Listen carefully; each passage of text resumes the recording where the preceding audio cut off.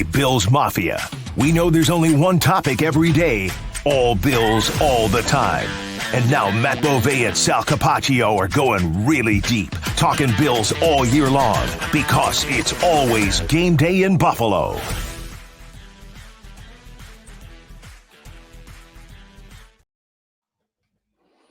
All right, everybody do it at once. Ready? Yeah. Sigh of relief. Exhale. There it was. The performance that we've seen the Bills have so many times over the last several years, especially after losses, when they really needed. A 38-10 victory over the Las Vegas Raiders. Yes, they gave up a touchdown on the first drive, but after that, the Bills outscored the Raiders 38-3. They were completely dominant. It's exactly what the doctor ordered. Welcome into the post-game show. It's always game day in Buffalo. I don't know if you want to call it the post-game pod, whatever the video, but it's our analysis and recap of what happened. Sal Capaccio, Matt Bovee. It's exactly what the Bills needed, Matt. Yeah, no kidding, they did. And I know that they said after the game that they didn't hear the noise and they weren't paying attention to any of it. And I believe that to a certain extent, but at the same time, like, this offense needed to respond after the game that they had, and they did. The defense, they got gashed a few times in the first game.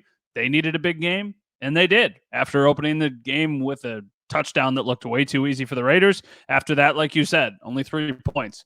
The Bills punted once on the first time they touched the ball offensively. That was the only time Sam Martin was on the field for a punt. Every other time was to hold an extra point or to hold the one field goal Tyler Bass had. It was a dominant, decisive, whatever word you want to use. They needed it, and they got it. And I think Bills fans, like you said, the sigh of relief. I don't know if you think, okay, like, they're back, everything's good, but I think this is a lot closer to the team that you can expect as opposed to what we saw against the Jets. I agree with you. Let's just kind of break this down both on the macro and micro level. Let's dig in a little bit and take a look first and foremost at the guy that everybody was wondering what was going on with last week, and that is Josh Allen. Josh Allen last week, of course, 3 interceptions, which were very, very costly against the New York Jets. This week, how about another? I mean, last week I said, oh man, he was 70%, right? 70% is great. I mean, this week, 31 for 37. He's over 80% completion percentage, but it comes without the turnovers. 274 yards, 3 touchdowns, no interceptions, no fumbles. He didn't even run that much. 3 carries for 7 yards. This was a great Josh Allen performance. Yeah, it was a great Josh Allen performance. You know, one of the questions that a lot of people had said after the last game was, when was the last time Josh Allen had an elite game? And I don't know if I would say this is an elite game, but this was like a really, really, really good game. Honestly, we're recording this right before Sunday Night Football starts. It might be a game that gets him like AFC Offensive Player of the Week because he was so efficient. He did have the 3 touchdowns. His team put up 38 points. The yardage was not there. Remember when we had the whole, like, Josh can't throw for more than 300 yards, and then it became like an every week thing for him back in 2020. So I think this was a really, really, really efficient, strong outing for him. I think that he took what the defense gave him, but he also was still able to make some big plays. The Khalil Shakir touchdown was an elite play. The deep ball to Gabe Davis where he's rolling out to the right, floats it over the defender. Gabe Davis has a big gain. That's a big-time play. And there were a couple other of those mixed in that I think you really like to see. Oh, and there was also the one, it was 3rd down. It was 3rd and long, and he found Diggs. He kind of worked through his progressions. He pump faked. He hit Diggs across the middle, and then that allowed them to go down and score again before the half. That was another one of those, like, kind of big-time Josh Allen plays. Josh was very good. He made good decisions. And I think most impressive to me was he showed for an entire game he could be patient. He can give what the defense is giving him. This is not a very high yards per attempt type game for Josh Allen. In fact, if you take a look at it, the overall numbers on him, we said 31 of 37, 274 yards. Matt, you take a look. Well, let's say it this way. He started 13 of 13. And I think the first 10 of those only went for 50-something yards. That's 5 yards an attempt. That is very, very low. But I think 10 of 10, 13 of 13, you'll take it. He showed he could be very patient, take what the defense gave him. That's what he needed to do more of last week. He did a lot of that last week against the Jets, but then he got impatient a couple of times, heaved the ball downfield. He didn't do that in this game. No, he didn't do that in this game, and I think that that's a really good step for the Bills in the right direction. It's a little bit of circumstance, though, too. The Jets have a really good opportunistic defense. I don't think the Raiders are even close to that. I don't think they're like a disaster. I just don't think they're even close to the Jets. So I think this is a combination of like, okay, Josh Allen played a really good game, and he also was going against a defense that was average, not a defense that is maybe one of the best in the NFL. So he was going to be able to kind of just wait and see what happened and then strike when he needed to. I don't think he ever felt like he needed to force anything here, which is good, because when he doesn't force things, he has the ability, the skill set, and the caliber of play that he can, make sure that when he has to, he can go out and make a big play. This is what the doctor ordered, right? And every aspect of the game. You saw Josh Allen come back. And once again, last week there were people talking about, I'd rather have Mac Jones than Josh Allen. I'd rather have, Russell, all this ridiculous nonsense around the NFL. Today, he looked once again like one of the best quarterbacks in the NFL. And oh, by the way, if you're paying attention to the rest of the league, Patrick Mahomes was meh today. Joe Burrow was meh today. Jalen Hurts was meh on Thursday. It happens. Great quarterbacks have bad games, a bad couple games. Happened with Josh Allen, but the sky was never falling. He is still the guy. He did wind up with, at the end of the day, a 7.4 yard per attempt average, which is not very high, but it's not horrible either. No. And again, get the win. It's very efficient. It's actually exactly what Patrick Mahomes had in his day. To your point, Patrick Mahomes was 29 of 41, 70%, threw for 305, but again, 7.4 yards per attempt. As the game went on, the Bills did take advantage of a couple of balls that went a little bit longer downfield, but I thought that was the best part about Josh's game. The other thing that helped Josh, pass protection. Boy, how did Spencer Brown? He is a guy that needed this type of game. Yeah. I don't know how he was able to dominate Max Crosby the way he did the entire game. I would expect, hey, you're going to probably lose a rep or two, but it seemed like he didn't really lose many reps at all, if any, to Max Crosby. How about this, Matt? Max Crosby on the day for the Las Vegas Raiders, 0 sacks, 0 quarterback hurries. Yeah. I know the Bills helped out a little bit there. Spencer Brown did a great job, and after the game, he told me that Kingsley Jonathan, the defensive end who was inactive, gave him an incredible look on scout team all week. Said he wore Max's number. He was Max. He said it might have been one of the best scout team looks he's ever had. Yeah, give Spencer Brown his flowers. He has been somebody who we've criticized on the podcast. He's somebody that a lot of times gets brought up as one of the weak links on the Bills. Today, he was not. Today, he was one of the strong points for the Bills, and that allowed them to go out and execute the game plan that they had. Max Crosby's a game wrecker. He's one of those people who can take your plan and just shove it back in your face. And that's why I did think, you look at the 7.4 yards a carry. I think a lot of that is by design, almost like it was supposed to be against the Jets, where you just took that quick intermediate stuff as much as you could, and you made sure that a defensive line did not beat you.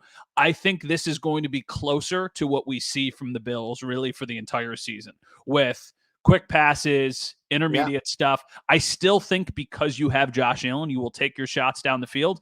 But I think you still, of all of the things this team does well, I'd say the offensive line is pretty average, maybe even a little bit below average. This is a way that you make sure that does not come back and bite you in the butt. You have this kind of game plan. So kudos to Spencer Brown, because he had a really strong day against a really tough opponent. I thought the line today was much better than they were last week. And a lot of that also has to do with the competition. 100%. To your point about just the shorter passes, you have to sustain drives. The Bills have had some long drives. Even last week, they had a couple of 11-play drives and a 9-play drive, I think, against the Jets. And then this week in this game, 7, 11, 7, 8, 15, 9, 11. I mean, that drive to start the second half for the Buffalo Bills ate up over 9 minutes of possession, 9:01 of possession for the Buffalo Bills to start the second half. They wind up converting on a touchdown at the end of that drive. That's exactly the kind of drive they need. Of course, it doesn't happen without a good running game. James Cook, very good in this game. James averaging over 7 yards a carry. Now, granted, he had one big run at the end, a bit that he popped, but he was very good in this game. But I like the way the Bills used a rotation of Cook, Murray, and Harris. I liked the rotation that they used for sure. I'm still not in on all of the first down runs that they were doing. It did not come back to like really haunt them like it did against the Jets, just because the runs today on first down were most of the time going for 2-3 yards, not a loss of 3 or a loss of 5 like we saw at times against the Jets. So they were kind of playing from in front of the chains for the most of the game. And that's good. I still think that it was a little bit too predictable is probably the way I would put it, but I'm not going to be the guy who's sitting here and being critical of the play calling today. They scored 38 points. I'd say the only blemish on their play was the 4th and 1 at the goal or at the 1 yard line that they did not convert. I don't know in that situation why Josh Allen is in the shotgun anyway. Yeah. I saw the clip afterwards of Diggs open in the back of the end zone, but it looked like from the angle behind the end zone that there would have been really no way for Allen to see Diggs. So you can kind of look at that both ways. You could say, well, Diggs was open, so the play Dorsey called was schemed up right. But at the same time, is it schemed up right if your quarterback can't see him open in the back of the end zone? My guess on that was that Deontay Hardy was the first read, but when he rolled out to the side, he kind of slipped. So then I think Allen thought he needed to create something, and obviously it's 4th down. You're throwing the ball no matter what. So and that was the only blemish, but we're nitpicking at that point. I thought the run game certainly helped themselves. I liked how all of them were utilized in some way, shape, or form. I think they all have a different skill set, and I think that showed today. 9 different Buffalo Bills pass catchers caught passes, which was really great. They really spread them. Remember Sean McDermott talking about the need for more receivers to get involved, but boy, did they get involved in a big way in this one. Stephon Diggs, 7 for 66. Gabe Davis, 6 for 92. Deontay Hardy had a couple of catches, only 4 yards. Khalil Shakir, of course, had the one play Josh Allen looked incredible on, was going down to the ground, but they were able to spread the ball around. Dawson Knox, Dalton Kincaid, Reggie Gilliam, James Cook, everybody gets involved in the action for the Buffalo Bills offense. I'd say the only blemish for me, and I agree with you on the 4th and 1 call, it was kind of a weird play, but that first drive did not look very good for the Bills. They go 5 plays, 75 yards. They wind up punting that was the Raiders 575. The Bills go 3 and out, 3 plays, 5 yards, and wind up punting on that first drive. And it's a good thing they didn't punt the rest of the game because Sam Martin got hit on that play as Damian Harris was driven into him, and he didn't look right the rest of the day. He did hold, but he never had to go back out there and punt. The Bills had 1 punt. They roll up 450 yards and also played some good defense. Let's talk about that.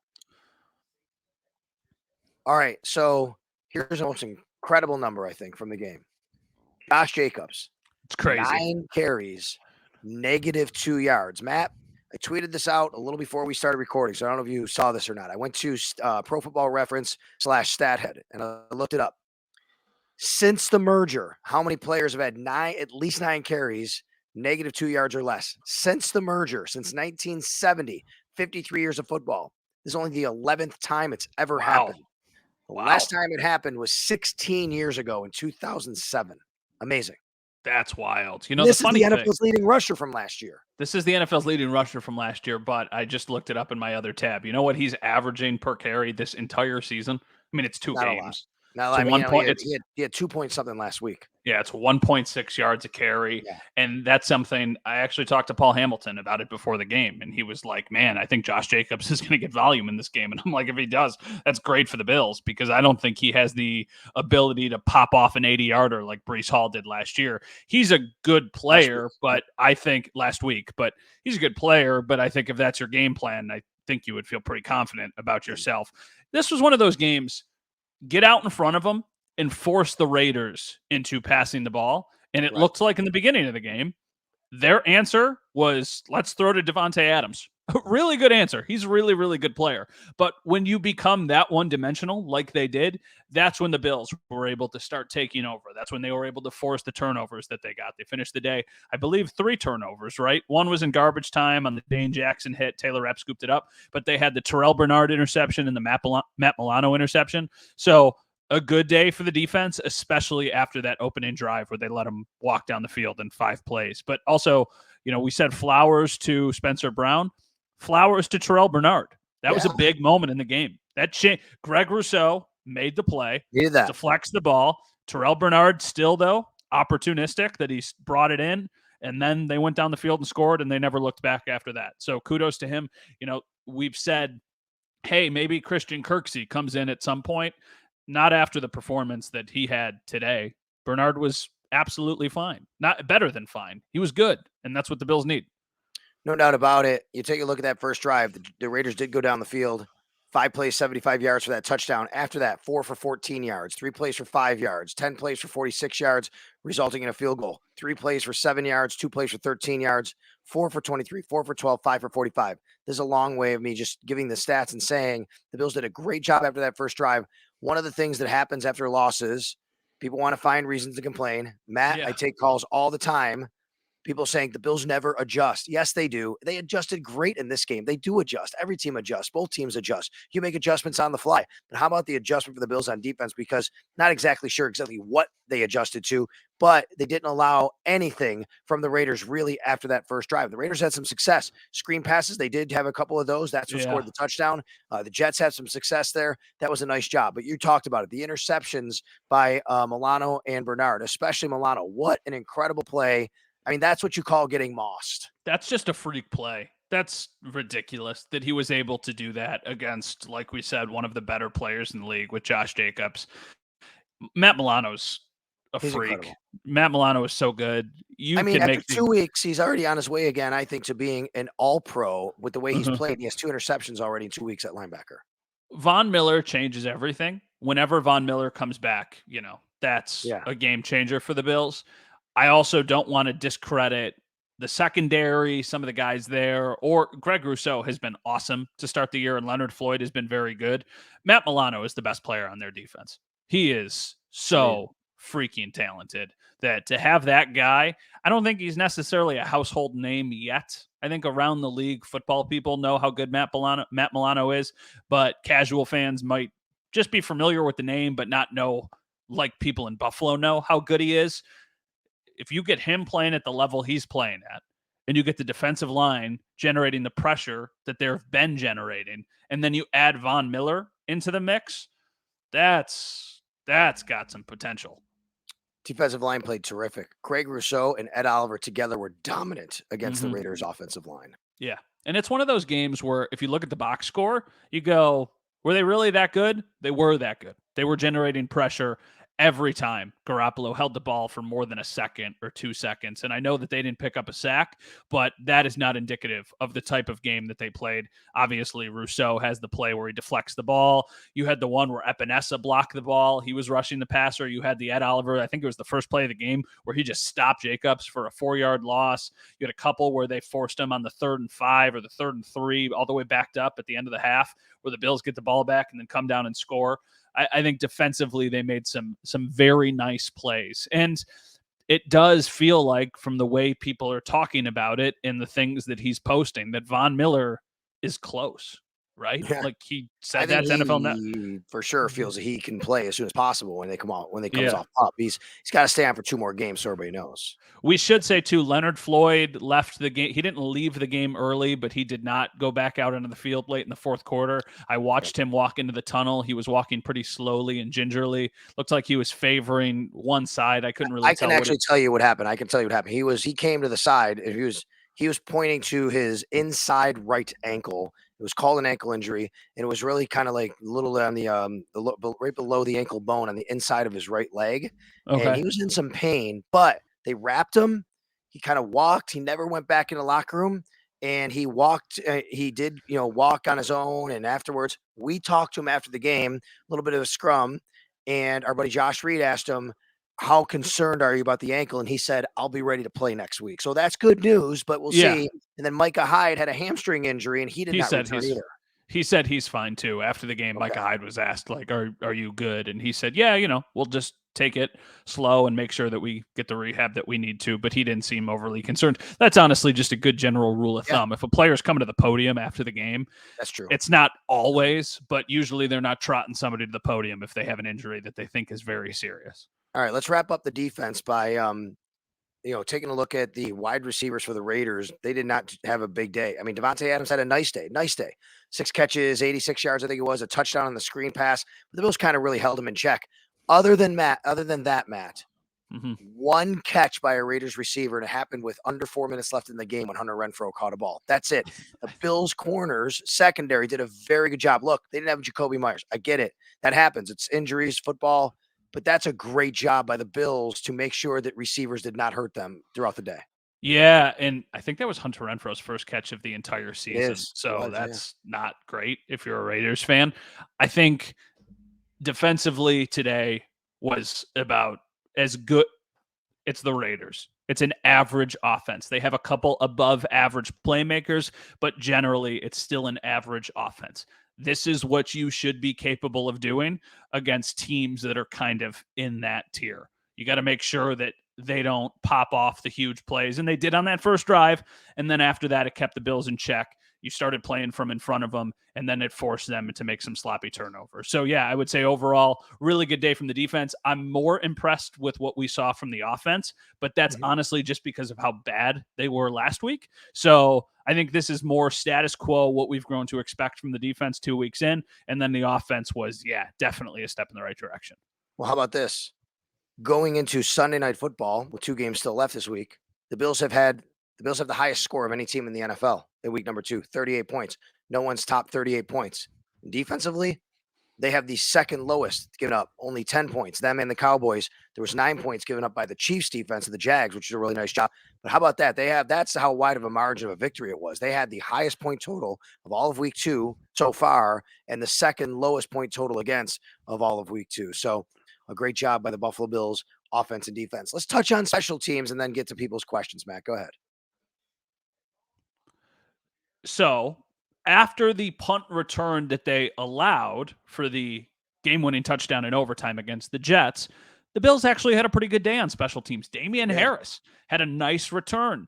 Tyler Bass made all of the kicks that he had today just to make sure that they kept, kind of like a fairly good special teams day. I was a little bit curious as to why early in the game the Bills were allowing the Raiders to return kicks. They kicked a couple short and allowed the Raiders. I mean, they got it to like the 31-yard line or something. So it's not like it was a massive difference, but don't play with fire. Just kick it out of the back of the end zone. Tyler Bass is good enough to do that, especially against a team that has a decent returner. So yeah, I would say that it was a good day for the special. It did not hurt them, which it did last week.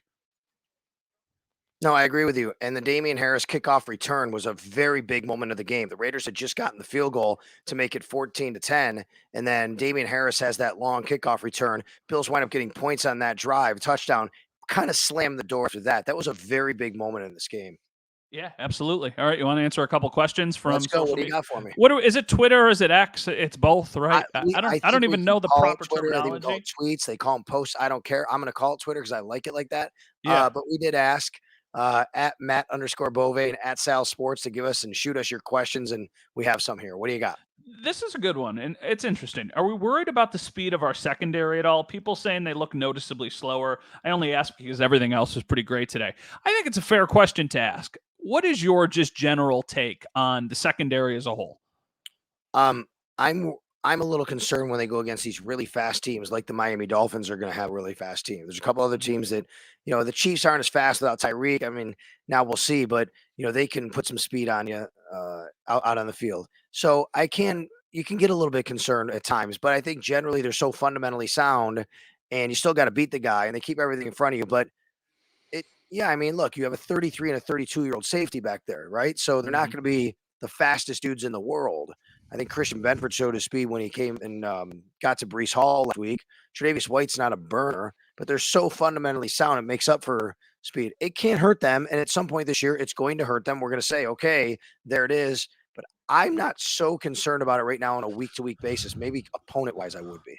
Yeah, I agree with you. And I think the way that this defense is designed, you can you don't eliminate that by any stretch, but if you get after the quarterback with the defensive line, which is looking like a pretty strong suit of your defense, then you should hopefully be able to keep everything in front of you. And if the quarterback doesn't have time to hit you over the top, then, crisis averted, basically. I do agree with it to an extent. I think there have been times when both Poyer and Hyde have looked a little, I guess, slow. I don't even know if I want to say that, right? I don't know if they look a little slower, but I guess we'll find out, right? I haven't seen them chasing anybody either necessarily. I mean, in the run game, Breece Hall gets by them. Poyer got caught a little flat-footed on the big run from Breece Hall, but besides that, I haven't seen anybody really getting behind them. I mean, actually, the one play that got behind the Bills today was on Christian Benford, and that actually wound up being a weird.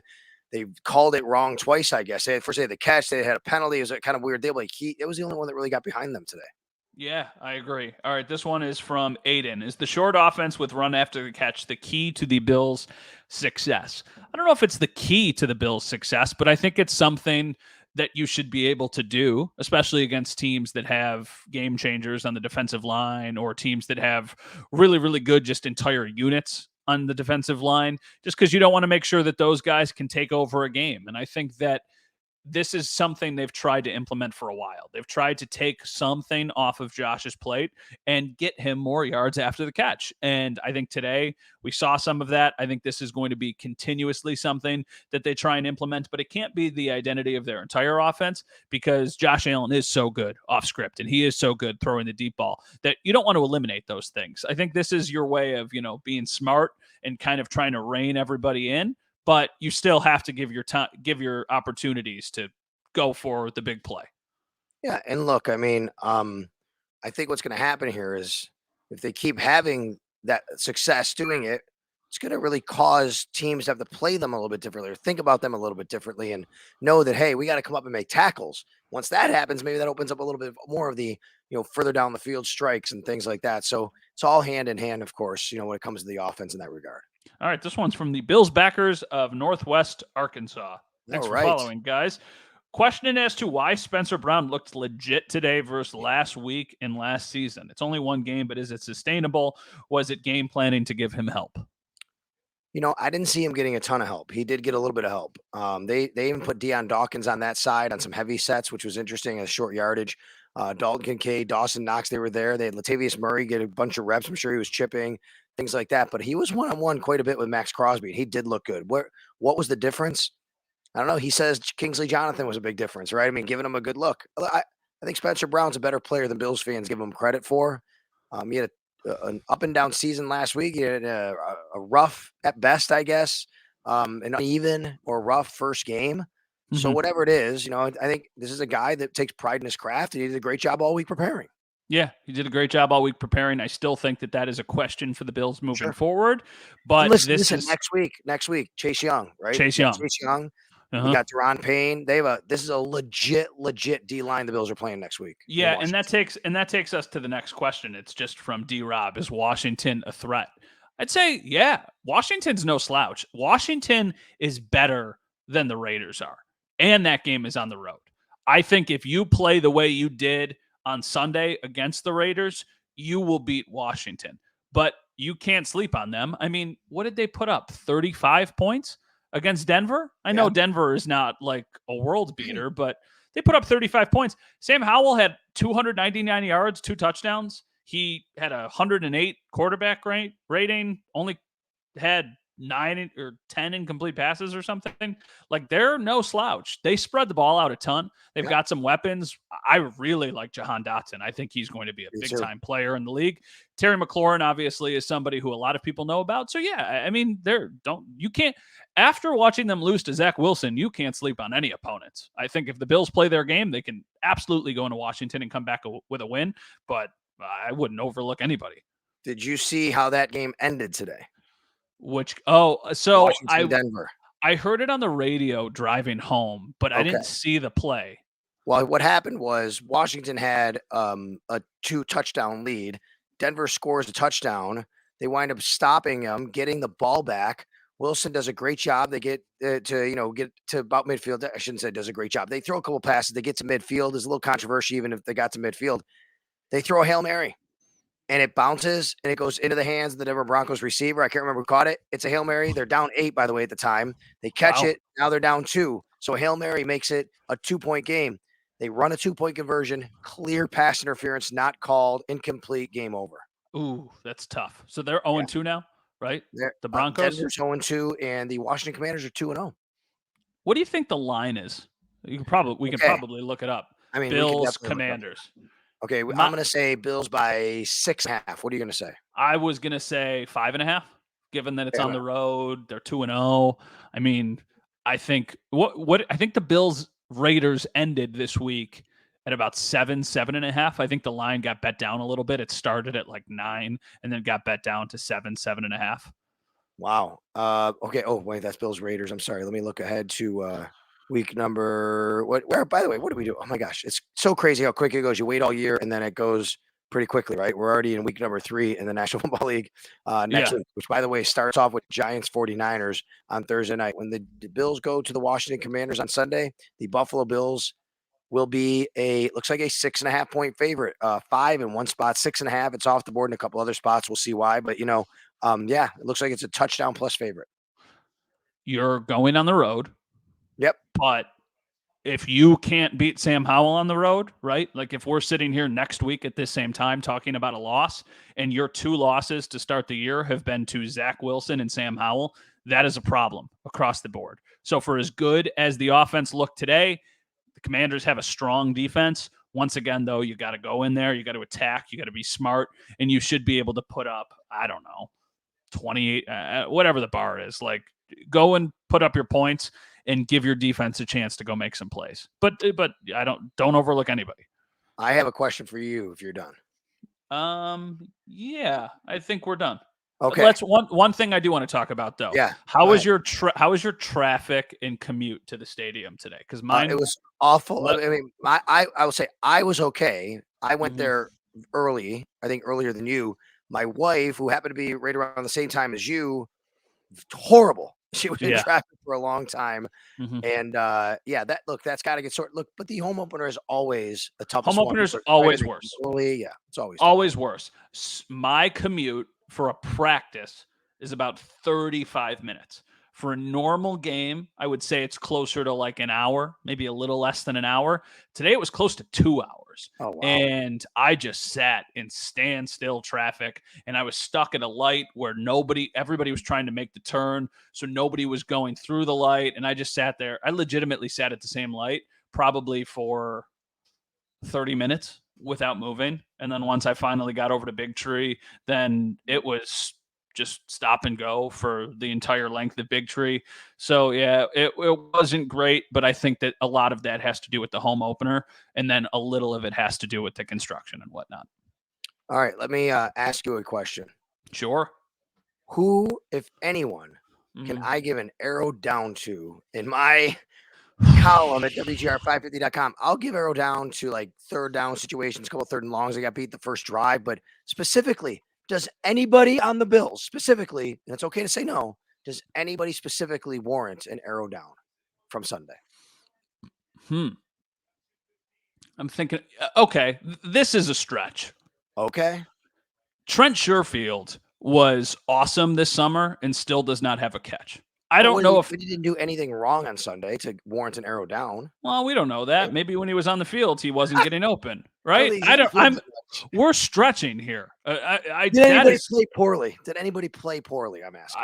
I don't think so. From what you watched, I can't think of anybody who did. I can't either. So I'm going to say I don't think I'm going to have any arrow down for any specific players. See, what happens is I have all these arrows up when they win. I don't have any arrow down, and people say, "Oh, come on, Homer can't have an arrow down." I'm like, who played poorly though? I gotta put a guy in there. I don't want to. This could turn out terribly for me, but it looks like the Dolphins might just boat race the Patriots. So I'm watching the we'll game. See, They are way faster. Patriots are not a fast team whatsoever. They're going to have to really keep everything in front of them in this. That's kind of your thing of like, is the Bills secondary a concern against this team? It might be, because these guys their playmakers are so fast. It's wild. And I don't think the Patriots, who knows, maybe you're listening to this podcast on Monday morning, the Patriots win and I look like an idiot, but I think the Patriots are just kind of one of those meh teams. If you're the Bills, you would want the Patriots to win this game, right? For sure. Oh, yeah. Then everybody would be 1-1 in the division. Otherwise, you get the Dolphins at 2-0, and the Dolphins would be coming to Buffalo in a couple of weeks. They get the Broncos next week. I think they'd be coming to Buffalo at 3-0. I mean, that could be dangerous with maybe some separation in the division. In the meantime, if the Patriots win, it's 1-1. So then everybody, if the Patriots win this game, and again, by the time people listen to this, we'll already know. Everybody in the AFC East will be 1-1. Also, Bengals and Chargers, both 0-2. That's a surprise. Well, the Bengals played the Ravens. I think the Ravens are pretty good. But for them to be 0-2 to start the season was not what I was anticipating. Not at all. Not at all. And from the looks of it, Joe Burrow's struggling to do Joe Burrow things, probably because of the calf injury. Yeah. The Chiefs had a very good defensive game against the Jaguars. By the way, Jaguars offense not playing kind of on par with what a lot of people thought they would. So that's a lot to dive into on what's going on around the league, and we're going to do that the next time we talk. All right, Matt. So great great day at the stadium for everybody. The home opener, it's always a thrill, and I think this was the best case scenario for everyone. Do the home opener, great weather, and a big Bills blowout for everybody to feel good again.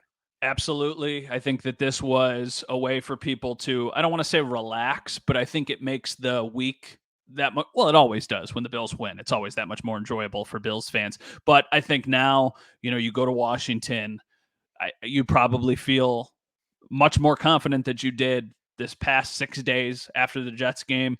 And then, yeah, you just try and see where it goes from here. It's just the AFC, for as good as some of the teams are, looks like it could be just wide open. You know what I mean? There's just so Yeah. many weird things that are happening. I'm looking at I looked up after I said the Bengals are 0-2, right? The Bengals are hosting the Rams on Monday Night Football. And I would have said 2 weeks ago, the Bengals would win by 20.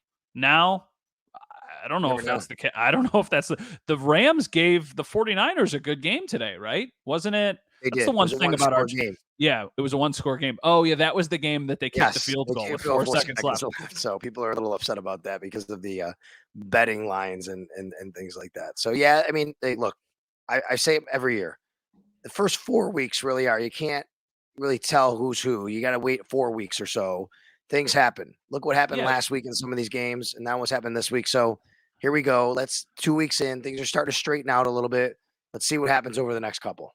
That's because bad teams don't know they're bad yet, and some good teams don't know they're good yet. And that's the reality of it. I mean, hey, Atlanta Falcons are 2-0 right now, right? You never know what's going to happen in the NFL. All right, for our producer, Mike Rabier, I'm Sal Capaccio. He's Matt Bove. If you are watching us, you can listen, of course, on the podcast all the time. We want you to subscribe, iTunes, Spotify, Odyssey app, WGR Sports Radio 550. Thank you so much. It's always Gameday in Buffalo. And if you are listening, we want you to watch us, Sal Sports YouTube channel, Sal Sports on YouTube. All right, Matt. So we will chat with everybody again a little bit later in the week and look forward to week number 3 at the Washington Commanders. Let's do it.